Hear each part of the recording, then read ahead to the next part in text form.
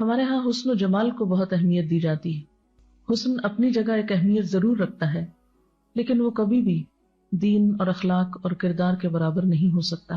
اس لیے بہت سی ایسی لڑکیاں صرف اس لیے شادی سے محروم رہ جاتی ہیں کہ ان کے پاس معاشرے کا مطلوبہ معیار حسن نہیں۔ جو چیز انسان کو دنیا میں فائدہ دیتی ہے وہ اس کی سیرت و اخلاق ہے، اور جو چیز اس کو آخرت میں فائدہ دے گی اور پھر ایک خاندان کی تعمیر اور ترقی میں، وہ اس کا اخلاق اور کردار ہے۔ اس لیے اگر ان دو چیزوں میں سے ایک کو چننا پڑے تو اس میں انسان کو پھر دین ہی کو ترجیح دینی چاہیے۔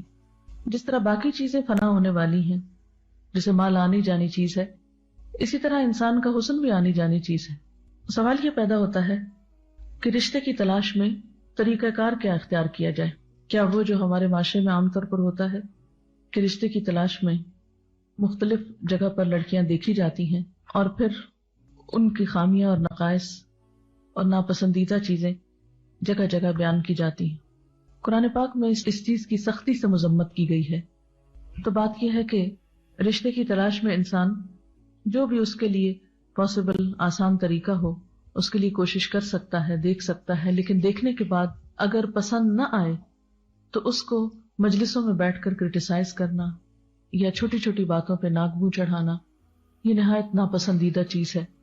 بد اخلاقی اور ایمان ان دونوں کا آپس میں کوئی میل اور جوڑ نہیں۔ پھر اسی طرح یہ ہے کہ اس معاملے میں دعا بھی کرنی چاہیے۔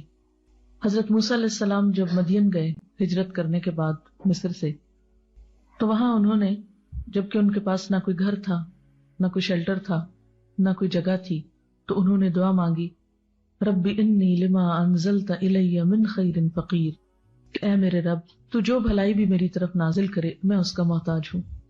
تو یہ دعا ہر وہ شخص پڑھ سکتا ہے جو رشتے کے لیے پریشان ہو، یا والدین بھی پڑھ سکتے ہیں اپنی اولاد کے لیے۔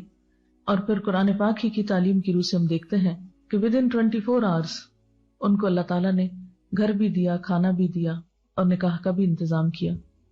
پھر اسی طرح یہ دعا کرنا، ربنا ہب لنا من ازواجنا وذریاتنا قرۃ اعین وجعلنا للمتقین اماما، یہ بھی مفید ہو سکتی ہے۔